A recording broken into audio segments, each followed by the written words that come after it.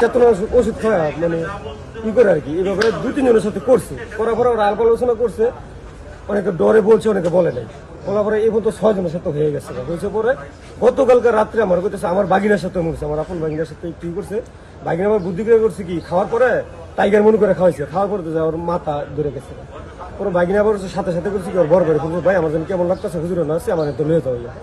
ওরা আমার বড় বাগিনা এসে নিয়ে গেছে, নিয়ে যাওয়ার পরে সবার জিজ্ঞাসা করলাম যে কি হয়েছে, কয় এই ঘটনা। আর আমি তো কাছে প্রমাণ কি, পরে আবার আরেক ছেলের প্রমাণ দিছে তুমি কি এই আমার সাথে সেক্স করতে কি ইচ্ছুক, মেসেঞ্জারে চ্যাট করছে আর কি। ওই চ্যাটগুলো আমি আবার দেখছি, দেখে তাহলে যেন আর মিথ্যার কিছু না, আর ছোটো ছোটো বাচ্চা তো মিথ্যার কিছু বলার নাই, নিজের ইজ্জত লিয়া। পরে ওরা জিজ্ঞাসা করছি, জিজ্ঞাসা করার পর আমার ভাই হইলো আবার সমাজের সেক্রেটারি, বাইরে ডাক দিলাম। ওই যার মারফত আমাদের মসজিদে আসছে তারা ডাক দিলাম পিসাবের জিজ্ঞাসা করলাম, চাষা জিজ্ঞাসা করতে কি এমন মোবাইল পরে ফিরে কেউ কি ঘটনা, তো ভাই আমি এগুলো করছি, ভবিষ্যতে যা করছি আর করবো না, আমার ছেড়ে দেন, আমি আর ইমামতিও করবো না, আমি থাকবো না, আমি চলে যাবো।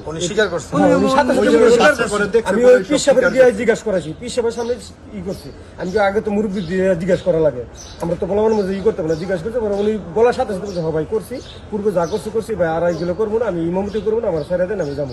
গেছে আমাদের মসজিদে 3 মাস হয়েছে, বুঝছেন। এই যাওয়ার পর থেকেই ছেলেদের সাথে গেলে আড্ডা মাড্ডা দেয়, এটা আমরা একটু ই করি বসি।